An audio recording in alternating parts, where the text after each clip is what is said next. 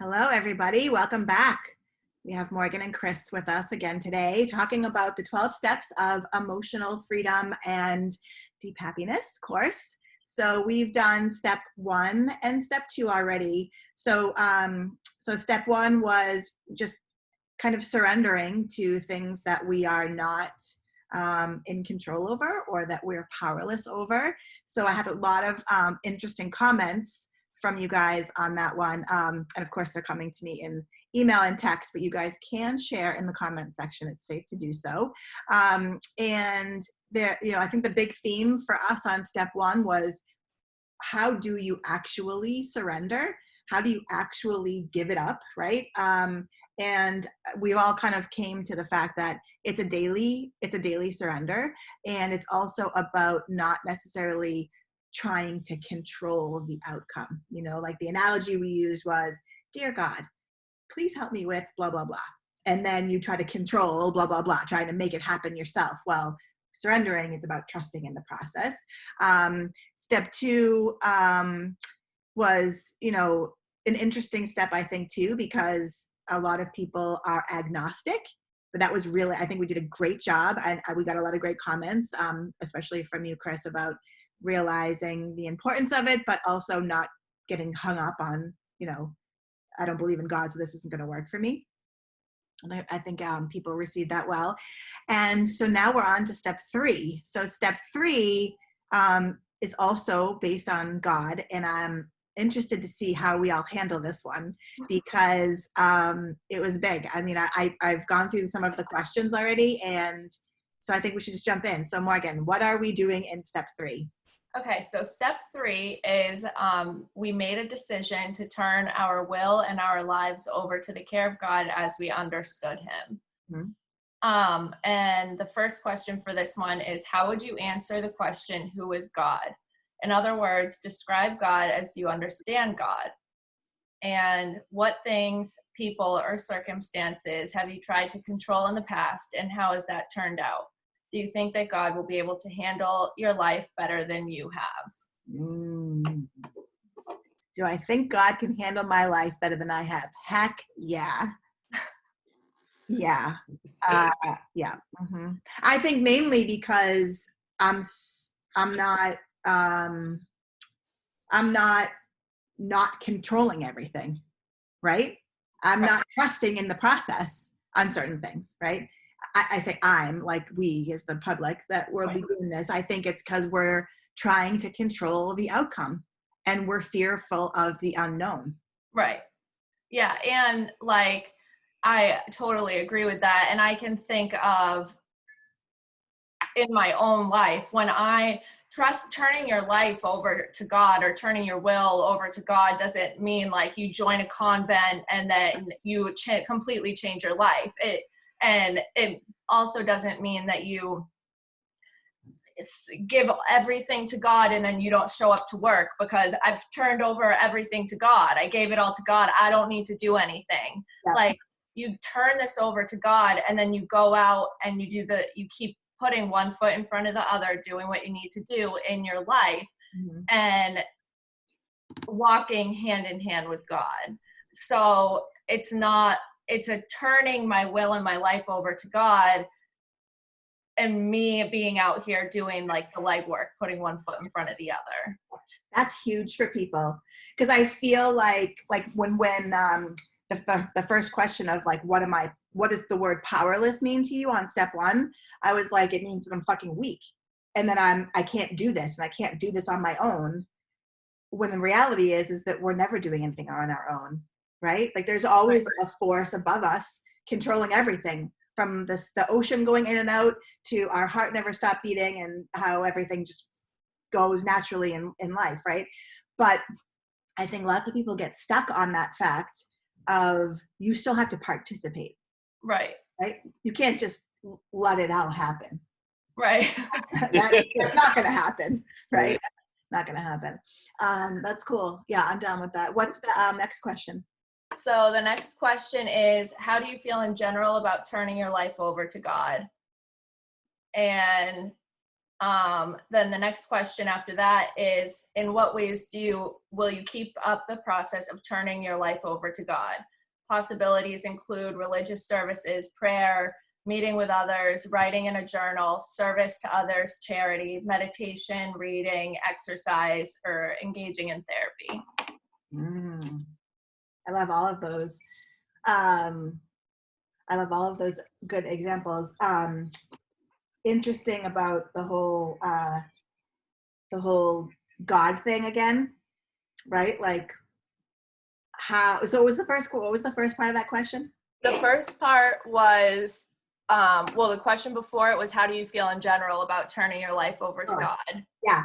I don't know about you, Chris, but for me, it's a little unnerving because, well, he's busy.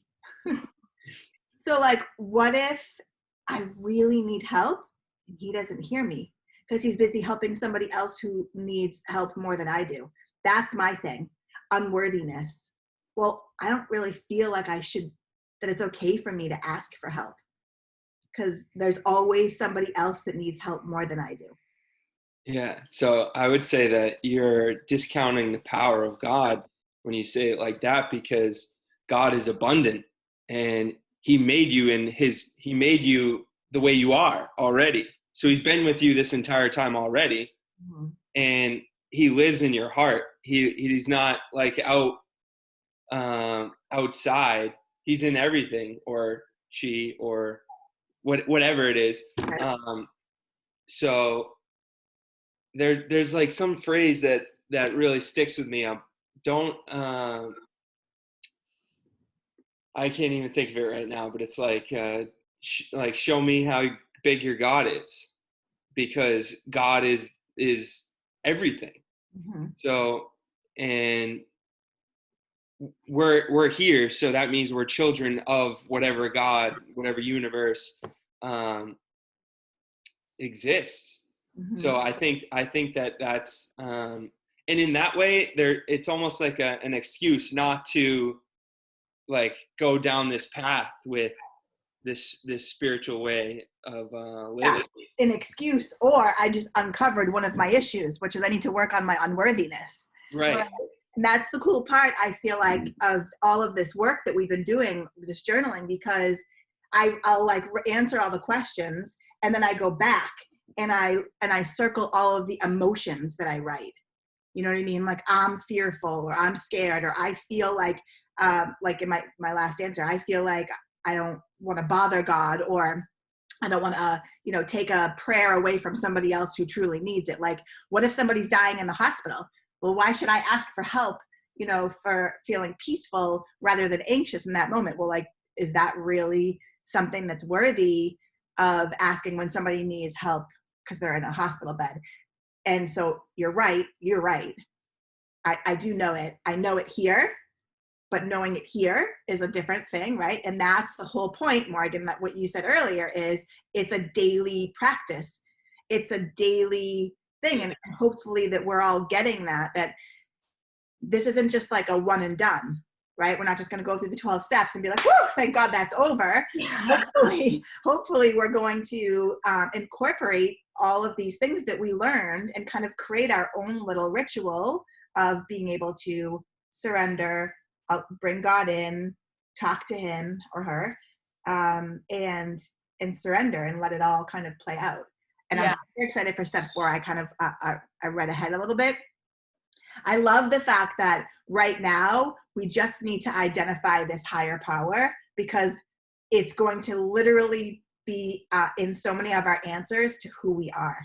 Right. And I want to stress to people too, at this stage in the game, like you're just kind of building your conception and your foundation for this deeper relationship with God that you're going to have. So in answering the questions, do your best, but if you can't fully conceptualize like a full detailed idea of what your God is to you, again, even being willing to answer the question and being willing to answer the question and to proceed with this work with some idea of a God that you're willing to turn your life over to, you're well on your way, because through this work that we're going to do, that's just going to blossom. So as long as people just have that willingness and an open heart and open mind, then they're in the perfect spot.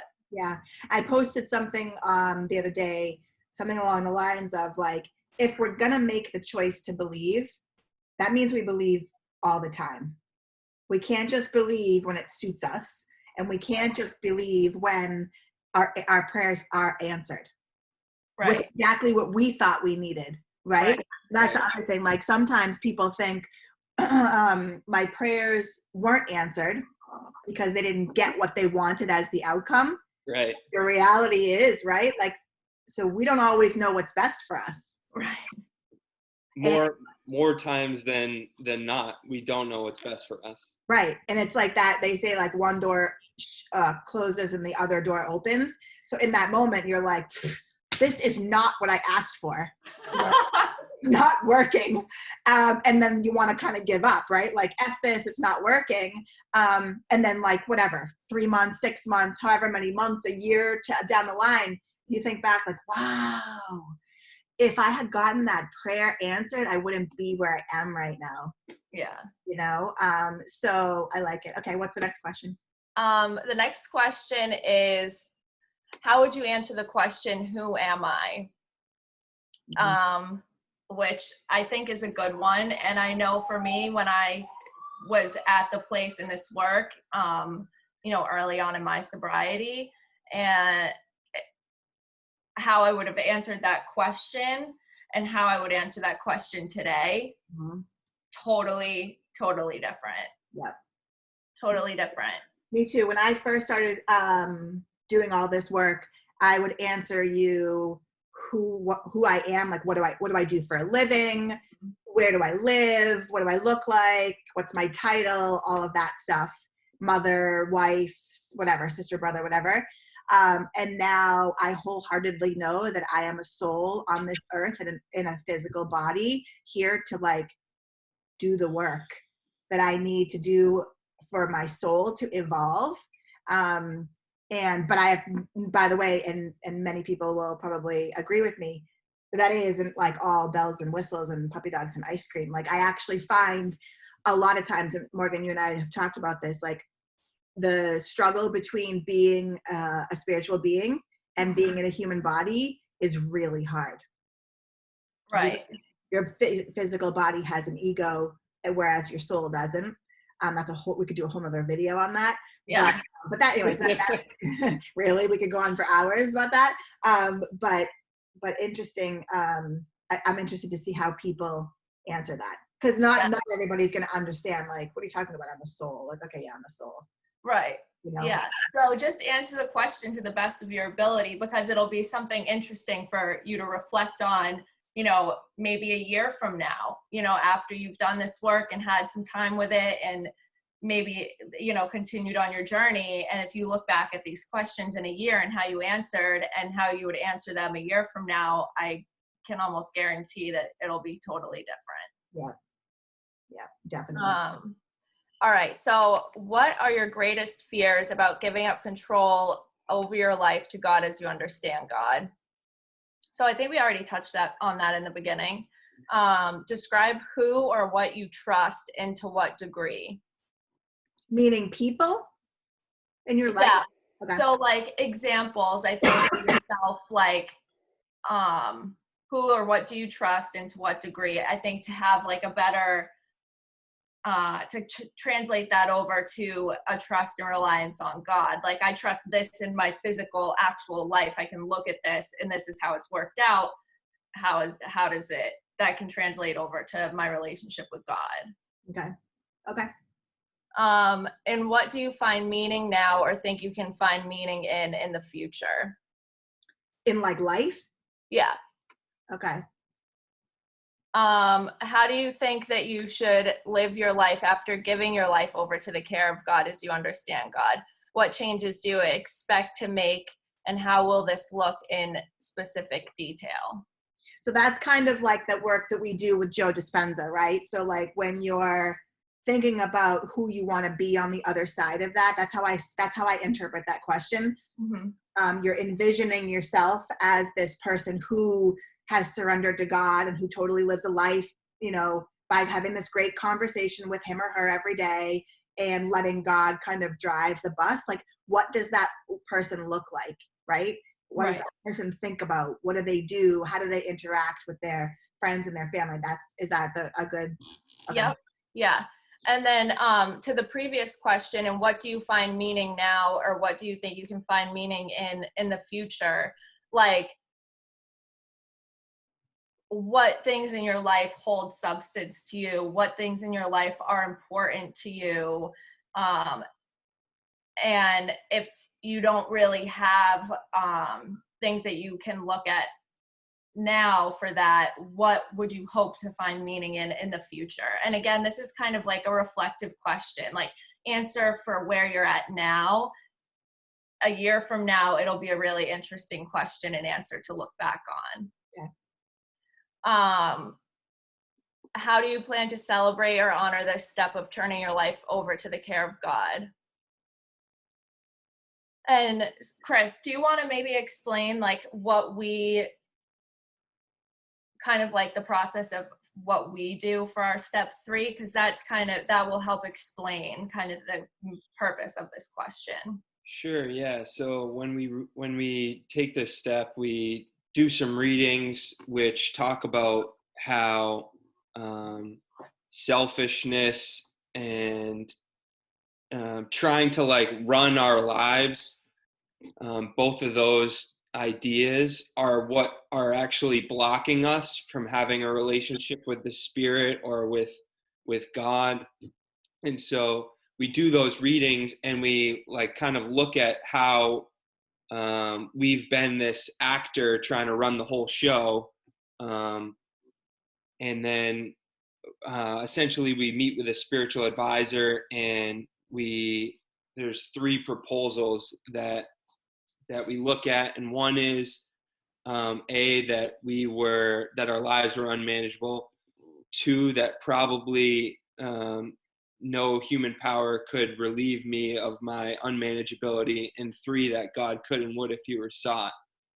And so and then our spiritual advisor kind of like directs us to those and asks us if we accept them, and then transitions us into a prayer where we like kneel and say a prayer with our spiritual advisor we call sponsor, and we say this prayer. And then what the person that I did it with said, Chris, this is only a decision, and unless it's followed up by action, it's only a decision. So, and then he gave me the analogy. It's like going to the gym, and you go to the gym, you get a gym membership, you make the decision that you're going to join the gym. And if you don't follow it up by going to the gym with action, then it's just a decision. There's no like weight behind that decision. And nothing happens. Right, exactly. No, you don't you all of a sudden get fit or, you know. So what happens if, again, we don't believe in God? What if somebody who really wants to grow and they want the end result, but they're really struggling with this whole God thing? Like, if you guys were to bring somebody through the steps like you're doing with us right now, what would you say to us? Like, how do we get over that hurdle? I would say, because it is a thing. People really do struggle with the God thing, and especially that word. It just has to be a power greater than yourself, and you can identify it as anything. It just can't be like another human being. Mm-hmm. Yeah. So one thing I will say is that like a lot of times people will say, do you believe that this worked for me? If you believe that it worked for me, then you can borrow my God. Or they'll say things like,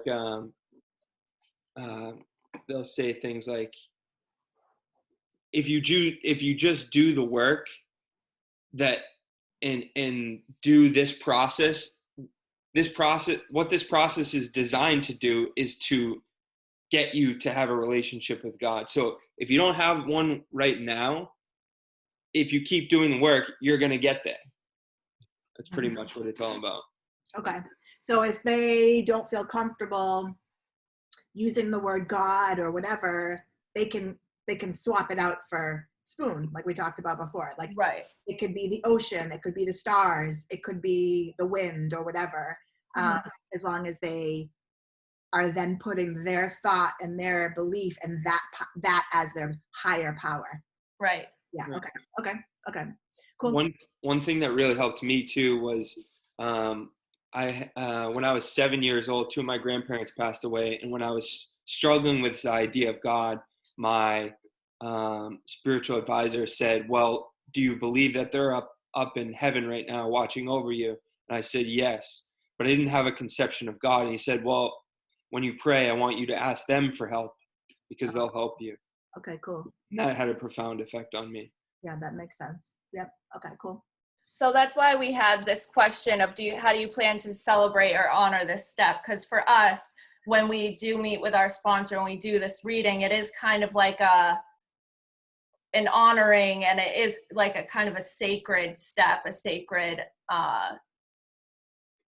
like moment for us. And then the next step, or the next question, was describe any celebration or honoring activity that you have actually made in turning your life over to the care of God. How do you feel afterward? So step 10 and 11 go together, but with a little bit of space in between. Like, so for step 10, how do you plan to honor your conception of God? And then in 11, describe how that honoring or celebration, describe what you did or what that looked like and how you felt afterward. Because in a lot of cases, just having that short little like communing with God and like that moment has, I know for me, it had a profound effect on me. And so we're going to revisit those questions in step 10 and 11. Yeah, but these are the question number 10. Sorry. Okay, yeah. No, I think that that makes sense for people. I think that we probably, if we think about it, are already doing things like that. We just haven't labeled it what we're talking about here. But there's definitely going to be times where we're like having those moments where we're celebrating, even if it's a wedding, right? Like that union between two people. That's a sacred kind of like gift from God. And that moment's very religious, even regardless of where it's happening. So I think if people think a little bit through that, they'll have examples. That's a really good analogy too. So the step 3 conclusion is when you've completed these questions, use this prayer as an affirmation of your willingness to receive help from God as you understand God, and meditate on this prayer. And the prayer is, take my will and my life, guide me in my journey, show me how to live. I like that. And go ahead. No, go ahead. So for us, we have a prayer that we read with our sponsor, and we kneel down and we say it together. And I can tell you that when I did this step with my sponsor, I didn't really know what I was doing, but I knew that I needed help. And I remember, I don't think I'll ever forget getting on my knees with that woman in her massage room. And I felt really awkward and weird. But we got on our knees and we read this prayer together. And I just had a moment of like pure peace and calm and love and like quiet that I'd never experienced in my life. And it didn't last all day. It was a short little moment, but it was one of those like God winks or like God shots that it was like, yep, I'm right here with you. Keep going. You're on the right track. Right. And so if people do these things with an open heart and just a willingness, you don't even have to fully be on board. Like, this is going to be great. This is going to change the course of everything. This is going to make me feel so much better. You just have to say like, well, maybe it will. And then you do these things, you can have a very profound experience. That's cool. I like that. I'm excited about this step for people because, I mean, I always used to say I was spiritual, right, for years. I believed in God as a young girl, and then I had a lot of loss in my life. So I kind of like, I just didn't get it. Like, how could God let bad things happen? And so then I abandoned completely. And then found my way back, but still kind of held God like far away. Like I believed in God, but I wasn't having a relationship. There was none of this. And, but I used to find solace, like I'm spiritual.